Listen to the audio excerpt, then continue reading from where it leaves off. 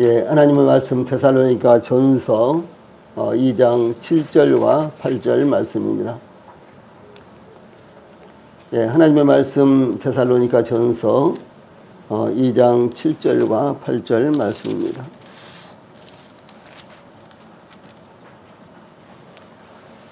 예, 제가 먼저 봉독을 해드리겠습니다. 하나님의 말씀 데살로니가 전서 2장 7절과 8절 말씀입니다. 우리는 그리스도의 사도로서 마땅히 권위를 주장할 수 있으나 도리어 너희 가운데서 유순한 자가 되어 유모가 자기 자녀를 기름과 같이 하였으니 우리가 이같이 너희를 사모하여 하나님의 복음뿐 아니라 우리의 목숨까지도 너희에게 주기를 기뻐함은 너희가 우리의 사랑하는 자 됨이라. 아멘. 예, 여기 앞에 보시고 다 함께 한번 읽읍시다. 시작. 우리는 그리스도의 사도로서 마땅히 권위를 주장할 수 있으나 도리어 너희 가운데서 유순한 자가 되어 유모가 자기 자녀를 기름과 같이 하였으니 우리가 이같이 너희를 사모하여 하나님의 복음뿐 아니라 우리의 목숨까지도 너희에게 주기를 기뻐함은 너희가 우리의 사랑하는 자 됨이라. 아멘. 예, 오늘은 우리가 지금 함께 읽은 말씀 데살로니가 전서 2장 7절과 8절 말씀을 통해서 이 전도와 양육 사역의 자세, 이런 주제로 말씀을 전해드리겠습니다. 예, 마침 다음 주가 이제 1일 전도 집회를 저희들이 계획하고 있는데 1일 전도 집회를 저희들이 시행함에 있어서 우리 모든 성도들이 받아야 될 이와 같은 아주 적절한 말씀이라고 생각을 합니다.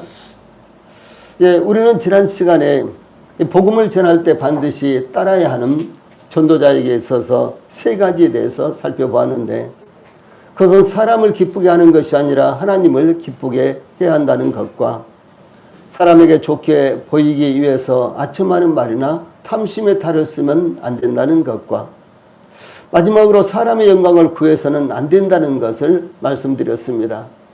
이것이 지켜지지 않았기 때문에 결국은 기복신앙화되고 또 복음이 정상적으로 증거되는 것이 아니라 소위 다른 복음이 증거되고 있는 것이 오늘날의 현실이 되고 말았습니다. 우리가 복음을 깨닫고 구원받은 것도 하나님께서 선택하셨기 때문이며 우리가 복음을 전할 수 있게 된 것도 우리 자신의 노력이나 자질이 아니라 하나님께서 우리를 선택하셔서 부르시고 복음을 깨닫게 하셨기 때문인 것입니다. 또한 우리가 아무리 많은 분들에게 복음을 전한다고 할지라도 하나님께서 그들 마음 가운데 이 복음이 깨달아지도록 역사하지 아니하신다면 그 사람의 구원은 이루어질 수 없기 때문에 이러한 부분에 대해서 우리가 삼가를 해야 된다고 하는 사실입니다. 예수님께서 갈릴리 호수 근처인 베스다에서 오병이어의 기적을 베푸셨습니다. 보리떡 5개와 물고기 5마리로 5,000명을 먹이신 이와 같은 기적이죠. 그래서 예수님께서 보리떡 5개와 물고기 2마리로 5,000명을 먹이시고도 남은 것이 12바구니나 되었다라고 이렇게 성경은 증거하고 있습니다. 예수님의 기적을 통해서 떡과 고기를 먹은 사람은 장정만 해서 5,000명이니까 여자들과 아이들까지 포함하면 무려 2, 3만 명이나 되는 많은 사람들이 예수님께서 기적을 베푸신 이 떡과 고기를 먹었습니다. 이것은 얼마나 놀라운 기적이었겠습니까? 만약에 예수님을 이스라엘의 임금으로 세운다면 그들은 농사를 짓는다거나 갈릴리 호수에서 물고기를 잡기 위해서 애쓴다거나 로마의 지배 아래에서도 벗어날 수 있는 절호의 기회가 될 수 있을 것이라고 당연히 그렇게 생각하고 유대인들은 예수님을 그들의 왕으로 세우려고 예수님을 계속해서 쫓아다녔습니다. 어느 때는 3일 나흘까지도요 그들이 먹지도 않고 예수님을 계속해서 그야말로 입추의 여지가 없이 수도 없이 많은 무리들이 예수님을 뒤쫓아 다녔습니다. 아마 오늘날에도 이런 기적을 베푸시는 분이 나타난다면 그야말로 인산이 내를 이루고 우리나라에서뿐만 아니라 우리나라에 그런 분이 있다면요 전 세계에서 몰려들겠죠. 또 뿐만 아니라 병자라고 하는 병자는 모두 다 와서 혹시 예수님이 지나가는데 그 곁에서 있을 수 있을까? 혹시 예수님의 옷자락이라도 만질 수 있을까? 혹시 예수님의 그림자라도 지나갈 수 있을까? 라는 이와 같은 소원을 가지고 아마 전 세계에서 몰려들어서 교통이 마비가 되고 서울이 완전히 마비가 되고 그렇게 되겠죠. 그런데 예수님은 그들의 임금이 되기 위해서, 세상 왕이 되기 위해서 이 세상에 오신 것이 아니었습니다. 그래서 그들을 신속하게 집으로 돌려보내도록 제자들에게 지시하고, 예수님은 혼자 저녁에 어두워지자 산으로 기도를 하러 하셨습니다. 예수님은 이와 같은 과정을 통해서 그날 밤 호수를 건너서 건너편으로 가셨는데, 군중들은 그 다음날 예수님을 찾다가 건너편으로 가신 것으로 짐작하고 쫓아갔는데, 예수님께서 그들에게 영적인 말씀을 가르치셨습니다. 예수님을 쫓아간 군중들은 예수님의 가르치신 말씀을 듣고, 이 말씀은 어렵도다. 누가 들을 수 있느냐? 누가 이해할 수 있느냐? 그런 말씀이죠. 이렇게 수군거렸습니다. 그때 예수님께서 요한복음 6장 65절에서 말씀이 기록되어 있는데, 그러므로 전에 너희에게 말하기를 내 아버지께서 오게 하여 주지 아니하시면 누구든지 내게 올 수 없다 하였노라. 이렇게 말씀하시자 예수님의 제자들 중에서 많은 사람들이 떠나가고 다시는 예수님과 함께 다니지 않았다. 이렇게 증가하고 있습니다. 아직 예수님을 마음에 영접하지 못하신 분들, 아직 예수님의 이 놀라운 구원의 복음이 마음 가운데 믿어지지 않은 분들이라고 할지라도, 여기 예수님의 말씀을 보면요, 하나님께서 오게 하지 아니하시면 예수님 앞에 절대로 올 수가 없다. 이렇게 말씀하십니다. 더더구나 예수님을 믿는 것은 하나님께서 역사하시고 하나님께서 그렇게 하시지 아니하시면 예수님을 믿을 수 없다라고 하는 것입니다.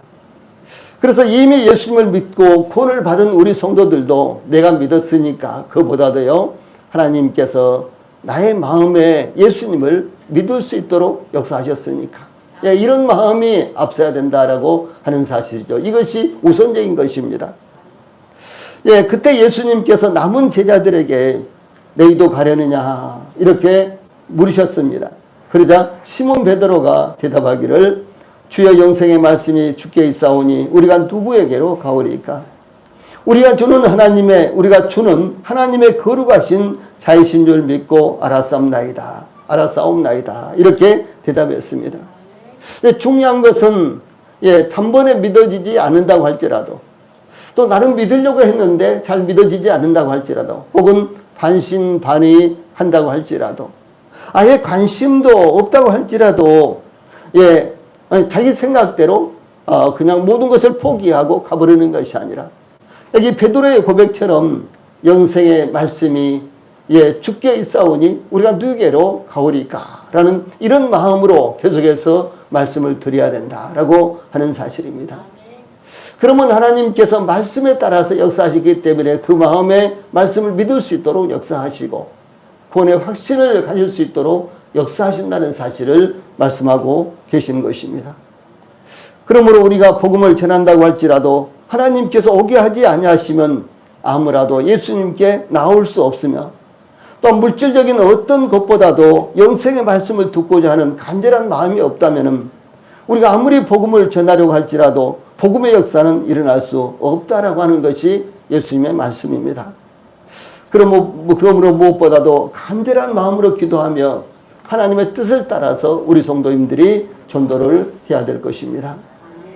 우리 이 본문 말씀을 통해서 제일 먼저 7절 전반부에서는 이 사도 바울과 이 전도단 일행이 어떻게 복음을 전했는가 하는 말씀을 제일 첫 번째로 살펴볼 수가 있는데, 그것은 권위를 포기하면서까지도, 다시 말해서 이 사도 바울 자신에게 그리고 전도단들에게 돌아올 수 있는 어떤 이 권위까지도 포기하면서 복음을 전했다라고 하는 사실입니다.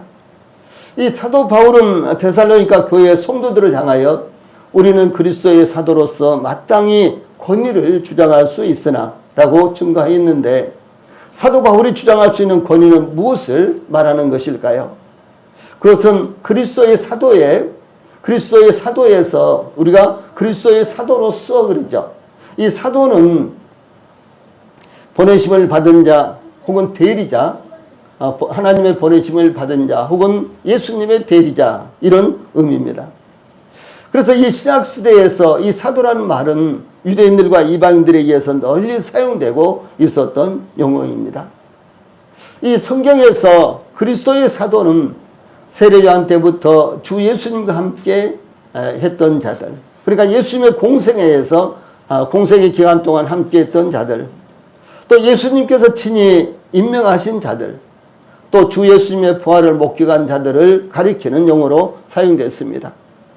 그러므로 오늘날 혹시 우리 주변에서요, 어떤 사람이 나는 그리스도의 사도다 이렇게 말하는 사람들요, 우리 성도들은 잘 모르시겠지만 그런 사람들이 꽤 많거든요. 그런 사람들은 사도가 될 수 없다, 거짓말이다 라고 하는 사실이죠.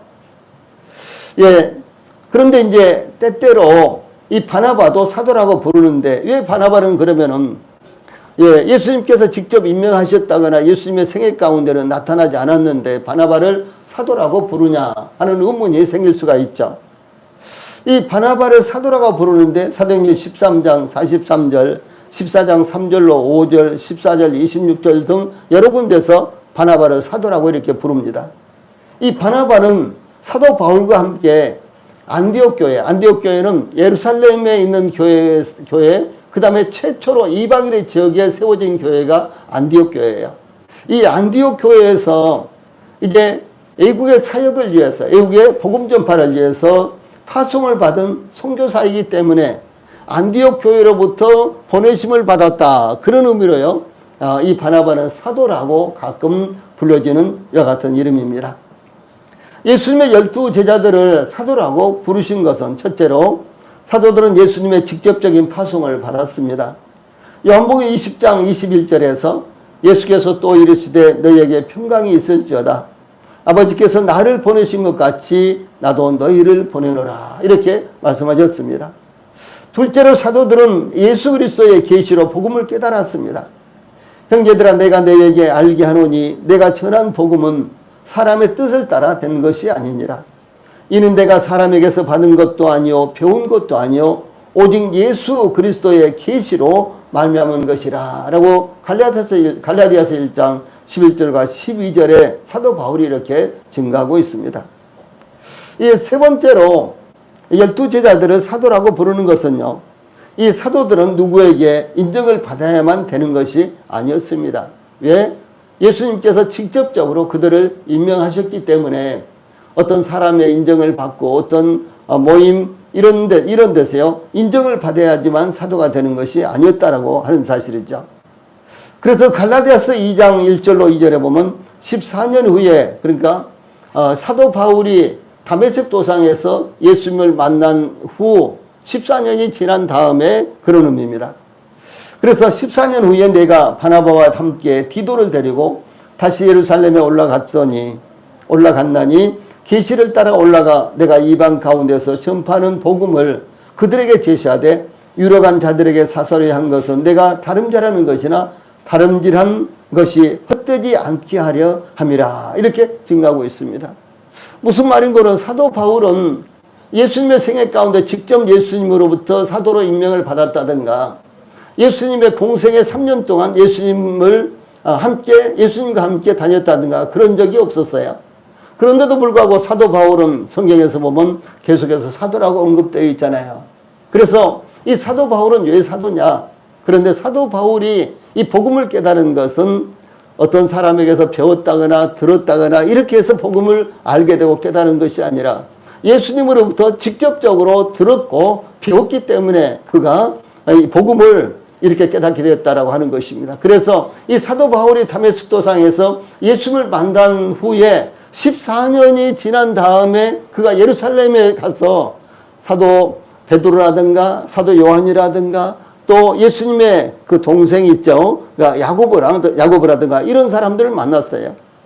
그래서 이 사도 바울이 자기가 전한 복음을 그들에게 이야기한 거예요. 그러니까 그들이 모두 다 그래, 우리가 예수님에게 받은 복음이다.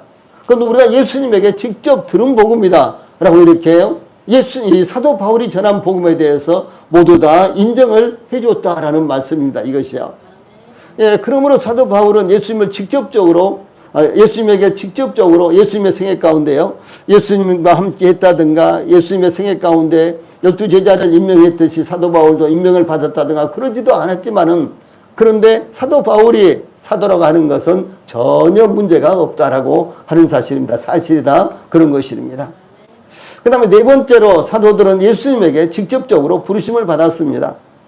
갈라디아서 2장 7절로 9절에서 도리어 그들은 내가 무할례자에게 복음 전함을 맡은 것이 베드로가 할례자에게 맡음과 같은 것을 보았고, 베드로에게 역사하사 그를 할례자의 사도로 삼으신 이가 또한 내게 역사하사 나를 이방인의 사도로 삼으셨느니라. 또 기둥같이 여기는 야고보와 게바와 요한도, 야고보는 예수님의 그 육체적인 동생이고요, 게바는 베드로를 말합니다.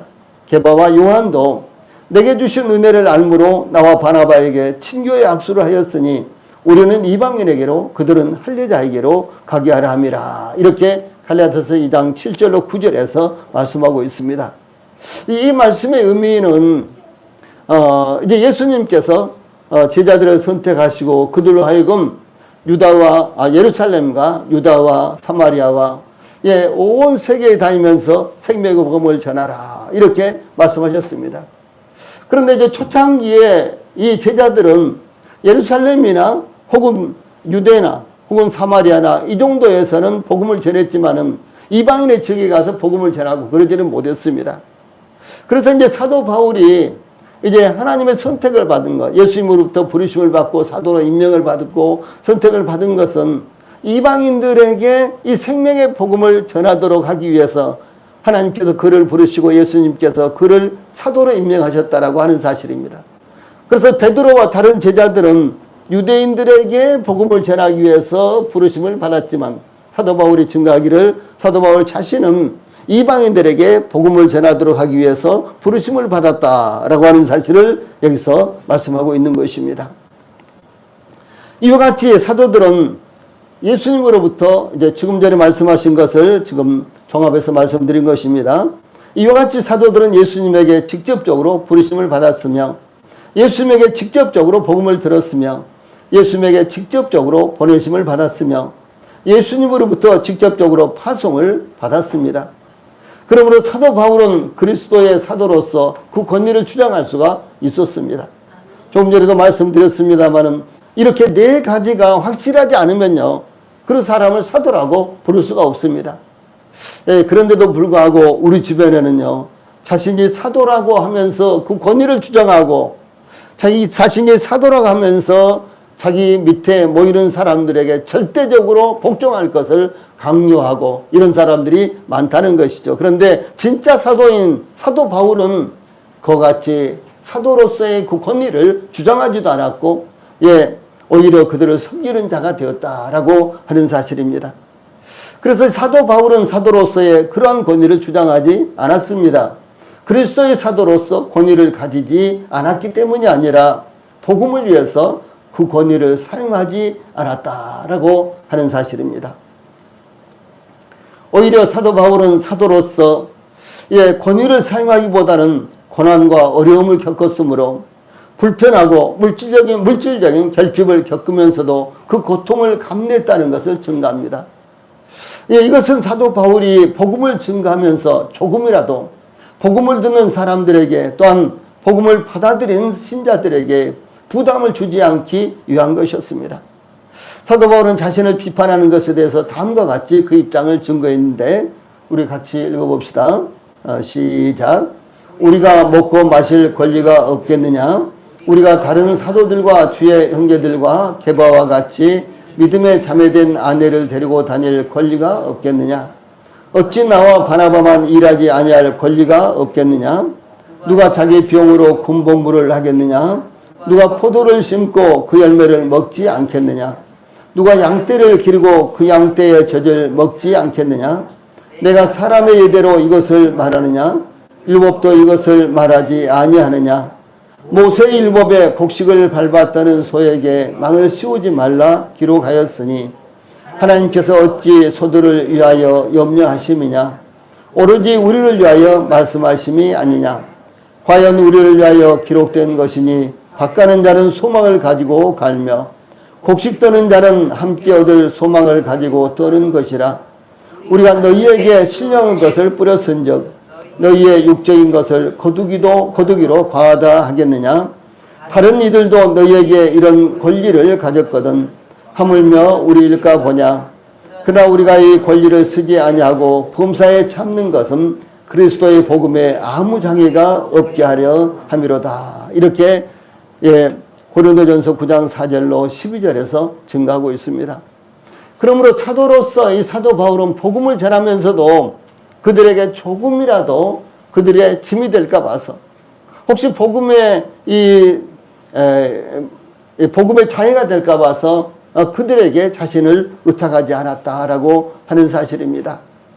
결국은 그랬어. 결국은 사도 바울이라는 사람도 돈 때문에 그렇게 하고 다니는 거야.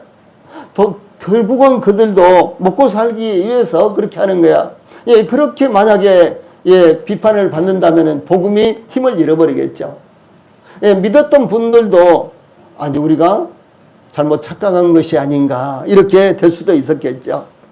그래서 이런 염려 때문에 사도 바울은 전혀 그들에게요 몸을 의탁하지 않았다라고 하는 사실입니다.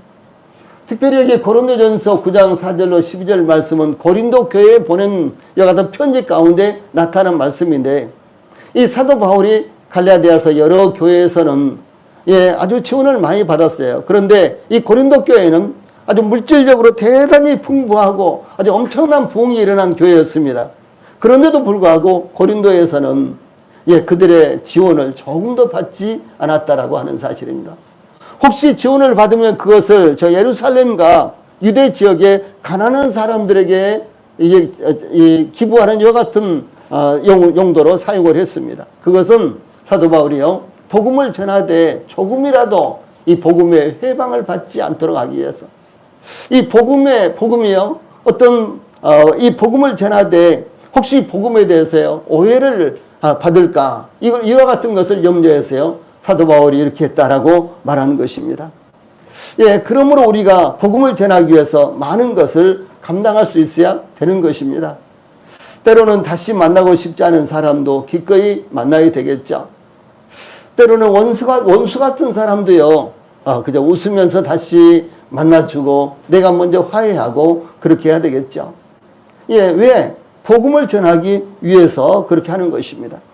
이 손해를 보면서도 친절하게 대하며 또 때로는 차도 대접해 주고 밥도 사주고 이렇게 하면서요 또 가까이 지내야 되겠죠.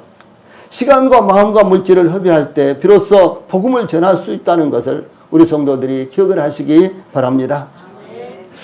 두 번째로는 7절 후반절에요 마치 자녀를 기름과 같이 전도와 양육 사역의 자세를 취했다라고 하는 사실입니다. 우리 성도들이 자녀들을 기를 때 어떻게 합니까? 제가 지금 이렇게 보면요 제가 우리 아이들을 기를 때와는 정말 판이하게 아주 차원이 다르게 자녀들을 기르는 이와 같은 모습들을 보게 됩니다. 정말로 옥이야 금이야 할 정도가 아니라 얼마나 자녀들을 사랑으로 잘 이끌고 이렇게 양육하는지 제가 볼 때도요 경험을 가진 저지만은 아주 감동을 할 정도로 그렇게 보입니다. 그래서 이 사도 바울은 그리스도의 사도로서 그 권위를 주장할 수 있는 권한이 있었습니다. 그러나 사도 바울은 이 사도로서의 권위를 주장하기보다는 7절 후반절에 도리어 너희 가운데서 유순한 자가 되어 유모가 자기 자녀를 기름과 같이 하였으니 라고 이렇게 증가하고 있습니다. 당연히 받아야 할 입장인데 받기보다는 좋다는 것입니다. 이것이 사도 바울이 전도자로서의 자세였다라고 하는 것입니다. 여기 도리어라는 단어가 나오죠. 이것은 오직 이렇게 번역된 단어입니다. 즉 사도 바울은 그리스도께서 임명하신 사도로서 권한과 권위를 가졌지만 권한과 권위를 가졌지만 그 권한과 권위를 사용하기보다는 도리어 섬기는 자가 되었다라고 하는 것입니다. 그래서 사도 바울은 너희 가운데서 유순한 자가 되어, 이 말씀은요, 데살로니가에서 복음을 전할 때, 또한 데살로니가에서 복음을 전하여 믿는 자들이 나타났을 때, 이 사도 바울과 전도단 일행은 데살로니가인들에 대해서 거칠고 고압적인 그리고 권위주의적인 자세로 대한 것이 아니라 너그러웠으며 온화하고 친절했다라고 하는 것을 의미합니다. 오늘날 대부분들의 교회가 복음도 전하기 전에 교회 출석만 하면은 11조를 하라고 봉투를 내밀고 또 등록만 하면 여러 가지 짐을 지우는 것입니다. 그런 결과로 교회들이 부흥을 하기도 했지만 그런 결과로 결국은 오늘날 교회가 인식이 어떻게 되고 있습니까? 뭐 돈만 알고 있는 교회라든가 등등 이런 아주 좋지 않은 여 같은 이미지가 이제 대부분의 사람들에게 각인이 되어버렸지 않습니까? 그러나 사도 바울은 그렇게 하지 않았습니다. 사도 바울은 너희 가운데서 유선한 자가 되었다라고 이렇게 말합니다. 그래서 너희 가운데서 이 말씀은요, 높은 위치에서 데살로니가인들을 내려다보며 명령하는 자세를 취한 것이 아니라 그들과 자유롭게 함께 어울리면서 부드러운 양육자의 자세로 사역에 임했다는 것을 의미합니다. 예, 그런 결과 사도 바울과 전도단 일행이 데살로니가에서 복음을 전할 때 그 중에 어떤 사람 곧 경건한 헬라인의 큰 무리와 적지 않은 기브인도 권함을 받고 바울과 실라를 따르나라고 다양한 배경을 가진 많은 사람들이 구원을 받은 것을 볼 수가 있는 것입니다. 이 사도 바울은 그들에 대해서 주관하는 자세가 아니라 섬기는 자세로 임했기 때문에 아주 다양한 이와 같은 배경을 가진 사람들이 교회 안에 들어올 수 있었다라고 하는 사실입니다. 이 사도 바울은 유순한 자가 되어 이 말씀 가운데요. 그래서 데살로니가 교회를 섬겼는데 유순한이라는 말은 온순한, 부드러움으로서요. 종에 대한 주인의 태도나 신하에 대한 왕의 태도, 자녀에 대한 아버지의 태도와 같이 하급자에 대한 상급자의 관대한 행동을 의미합니다. 우리 성도들이 제가 받은 어떤 메시지를 오늘 아침 우리 카페에 올렸는데 한 번씩 꼭 보십시오. 그래서 자격이 있고 권위가 있지만은 그 권위를 사용하지 않고요. 사랑으로 이렇게 인내하고 사랑으로 돌보고 사랑으로 보듬어주고 이런 자세를 말하는 것입니다. 그래서 이 사도 바울과 그 전도단 일행은 존경받을 권리와 주관할 수 있는 태도를 떠나서 마치 자녀를 양육하는 어머니와 같이 사랑을 쏟았다는 것을 의미합니다.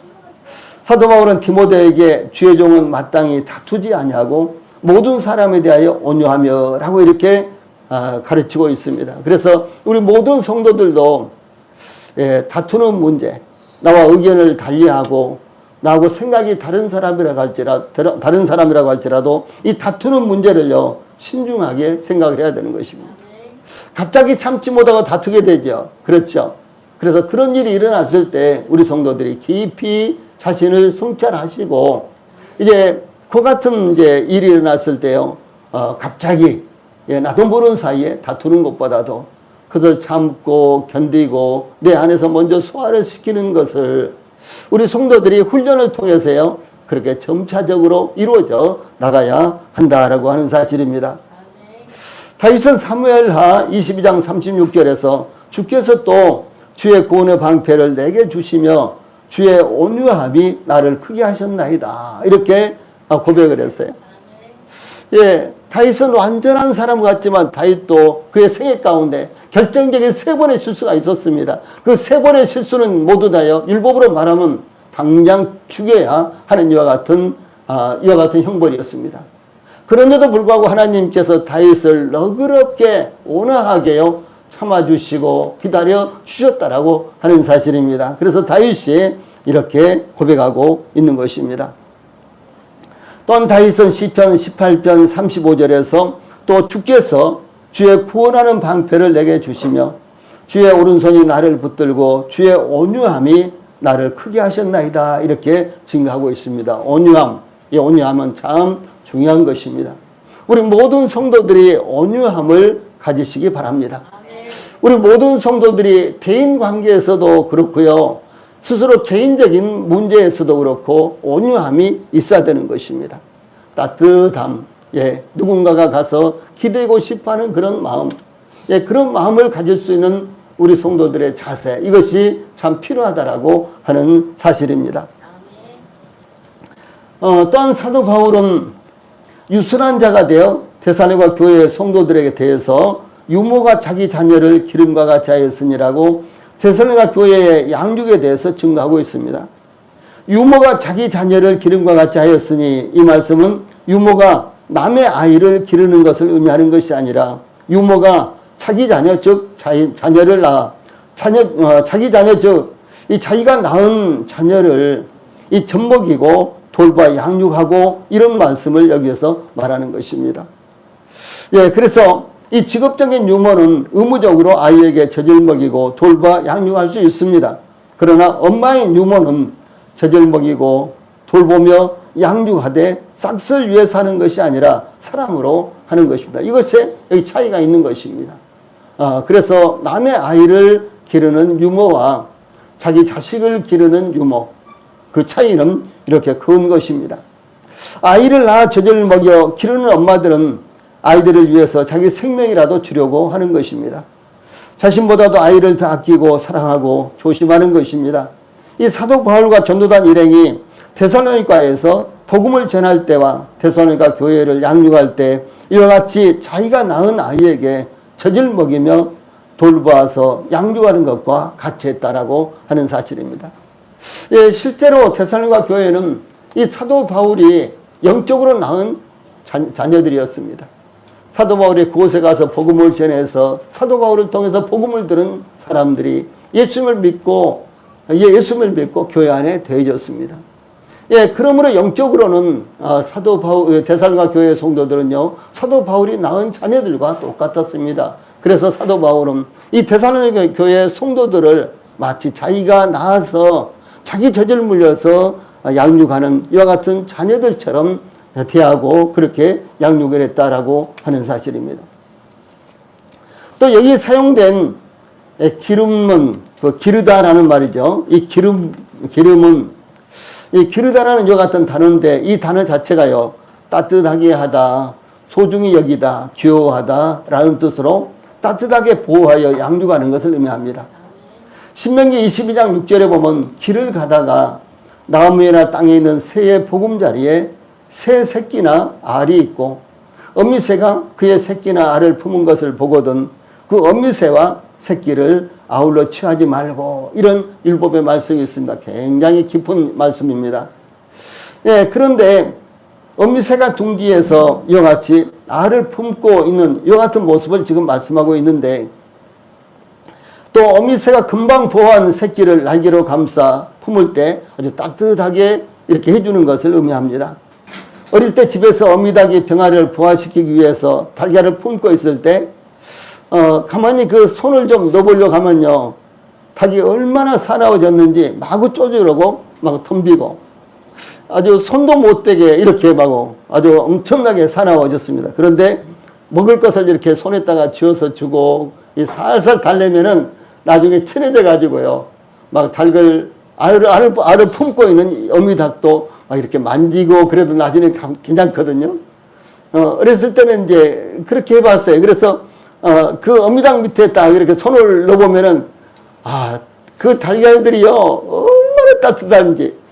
예, 대체적으로 이제 겨울에 알을 품는데 얼마나 따뜻하냐, 뜨끈해요. 예, 그렇게 이제 따뜻하게 보호를 하고 있는 것입니다. 그래서 여기 기르다라는 이 단어는요, 그렇게 하는 것입니다.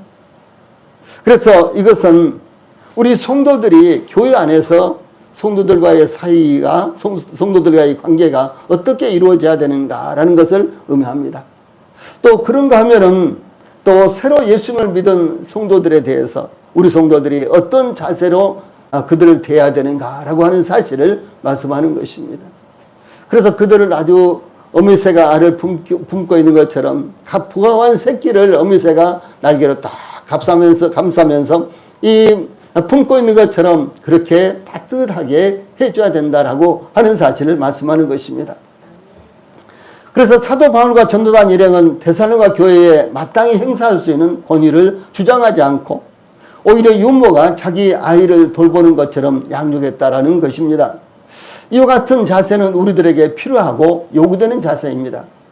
저는 목회자로서 성도들을 부모와 같이 인도하며 돌봐야 되고, 또 우리 성도들은 교회 학교의 교사로서 또한 각 부서를 섬기는 책임자들로서 이와 같이 섬겨야 한다라고 하는 것을 교훈하고 있는 것입니다.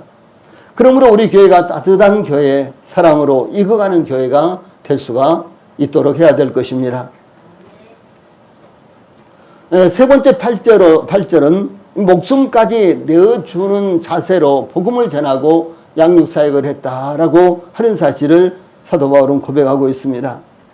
이 사도 바울과 전도단 일행은 그들이 데살로니가 교회에 행사할 수 있는 권위를 내려놓고 오히려 유모가 자기 아이를 위해서 헌신하는 것처럼 양육했다라고 증거하고 있습니다. 사도 바울은 우리가 이같이 너희를 사모하며라고 그 이유를 설명하고 있는데, 여기 사용된 사모하며라는 단어는 간절히 원하다, 갈망하다, 여기에서 온 단어로서 열망하다, 갈망하다라는 뜻으로 육아 용어에서 사용된 이와 같은 말입니다. 이 사도 바울과 전도단 일행은 데살로니가에서 복음을 전할 때뿐만 아니라 사도 바울이 데살로니가를 쓰고 있는 그 순간까지도 데살로니가 교회를 그렇게 사모하고 있었다라고 이렇게 고백하고 있습니다. 이어서 사도 바울은 데살로니가 교회를 사모함으로 하나님의 복음뿐 아니라 우리의 목숨까지도 너에게 주기를 기뻐함은 이렇게 증가하고 있습니다.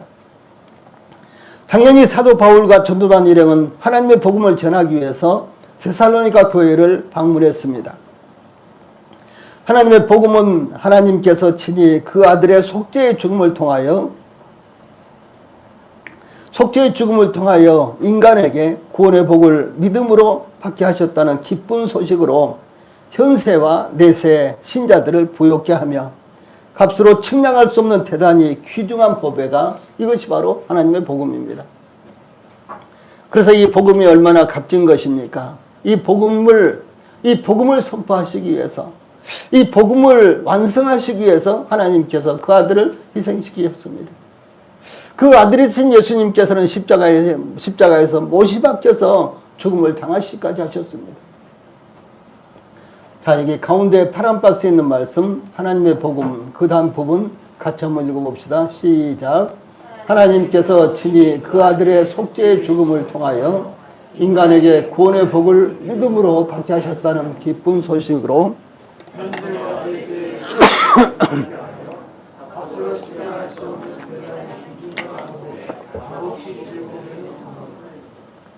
예, 우리 성도님들이 이 말씀을 꼭 기억을 하시고 계시기를 바랍니다. 예, 그 복음은 값없이 제공되는 선물인 것입니다. 그런데 사도 바울과 전도단 일행은 복음뿐만 아니라 더 나아가서 그 자신들의 목숨까지도 데살로니가 교회를 위해서 주는 것을 기뻐했다라고 하는 사실입니다.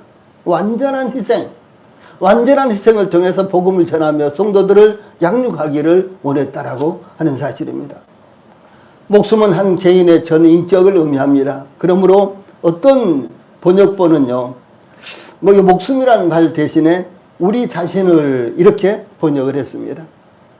이렇게 증가한 것은 데살로니가에서 복음을 전할 때 사도 바울과 전도단은 그들 자신의 생명이라도 바쳐 복음을 전하기 위해서 온 힘을 다 기울였다 하는 것을 의미합니다.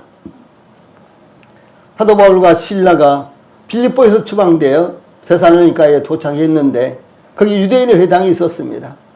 이 사도 바울은 사도행전 17장 2절로 3절에 보면은 바울이 자기의 관례대로 그들에게 들어가서 새 안식일에 성경을 가지고 강론하며 뜻을 풀어 그리스도가 해를 받고 죽은 자 가운데서 다시 살아나야 할 것을 증언하고 이르되 내가 너에게 전하는 이 예수가 곧 그리스도라 이렇게 증언했습니다. 이 위에 있는 이제 이 박스에 있는 말씀이요, 바로 이게 복음이에요. 이렇게 복음을 전하는 것이에요. 조금 전에 우리가 함께 읽어보셨던 하나님의 복음이 어떤 것인가? 우리 성도들이 나는 복음을 잘 전할 줄 모르겠어요. 나는 복음을 잘 못 전하겠어요. 이런 생각을 가지지 말고요. 예, 바로 이 조금 전에 있는 우리가 읽었던 그 말씀이 복음입니다. 그것을 전하는 거예요. 여기에 있는 이 사도 바울이 전했던 이와 같은 사역, 이것을 우리가 전하는 것, 이것이 바로 복음 전도다라고 하는 사실입니다. 그렇게 전했을 때 그때 경건한 헬라인의 큰 무리와 적지 않은 기부인도 권함을 받아서 복음을 받아들이자 유대인들은 시기하여 저자의 어떤 불량한 사람들을 동원해서 때를 지어 성을 소동하게 하여 이 사도 바울과 전도단이 머물고 있는 야손이라는 사람의 집에 쳐들어가서 사도 바울과 실라를 찾았으나 찾지 못하자 야손과 몇 형제들을 끌고 읍장들 앞에 가서 이렇게 말합니다. 전하를 어지럽게 하던 이 사람들이 여기도 이름에 야손이 그들을 맞아 들였도다. 이 사람들이 다 가이사의 명을 거역하여 말하되 다른 임금 곧 예수라는 이가 있다 하더이다. 이렇게 고소했어요. 얼마나 거짓말입니까? 예. 그 밤에 형제들이 이러다가 바울과 실라, 이 데살로니가에 도착해서 이 복음을 전하는 바울과 실라가 큰 일을 당하겠다. 이런 이 상황이 추측이 됐기 때문에 바울과 실라를 그 밤에 베레아로 보내므로 데살로니가에서 간신히 박해를 모면하고 탈출했습니다. 그래서 사도 바울은 우리가 목숨을 걸고 이곳에서 복음을 전했다. 이렇게 증거할 수 있었던 것입니다.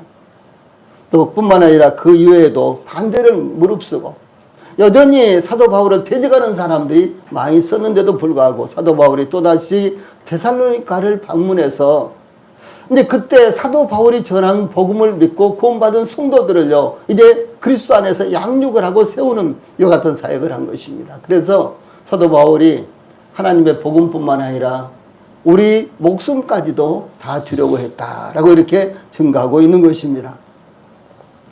예, 이와 같이 사도 바울과 전도단 일행이 이 목숨까지도 내어놓고 복음을 전했던 이유에 대해서 8절 후반절에 너희가 우리의 사랑하는 자 됨이라 이렇게 증거했습니다. 사랑한다면은 무엇이든지 희생할 수 있는 것이죠.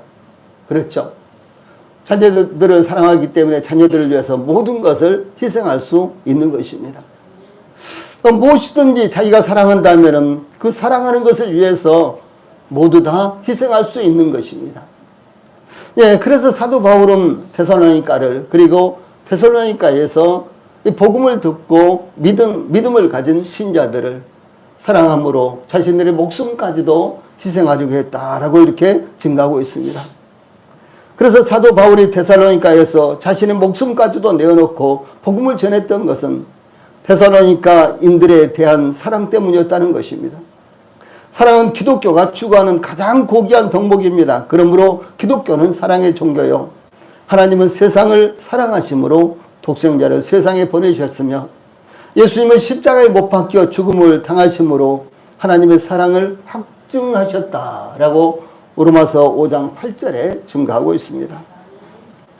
이 사도 바울이 우리의 목숨까지도 너에게 주기를 기뻐하면, 여기에서요 기뻐하면이라는 단어, 이건 즐겨하면 이런 의미도 있는데 이것은 미완료 과거형으로서 사도 바울과 전도단이 데살로니가에서 복음을 전할 때부터 시작된 사랑, 그들을 사랑하는 그 사랑이 교회 신자들을 사랑하는 것으로 발전되어서 사도 바울이 데살로니가 전서를 기록하고 있는 그 순간까지도 변함없이 그들을 사랑하고 있다라고 하는 것을 의미합니다. 참된 사랑은 하나님의 사랑이요, 하나님의 사랑은 영원하기 때문에 중단되지 않는 것입니다. 그러므로 우리 성도들도 하나님의 사랑과 그리스도의 희생 정신으로 복음을 전할 수 있게 되기를 바랍니다. 교회를 사랑하게 될 수 있기를 바랍니다. 또 교회 성도들의 사랑이 이와 같은 사랑으로 이루어지기를 간절히 축원합니다. 찬송 부르시겠습니다.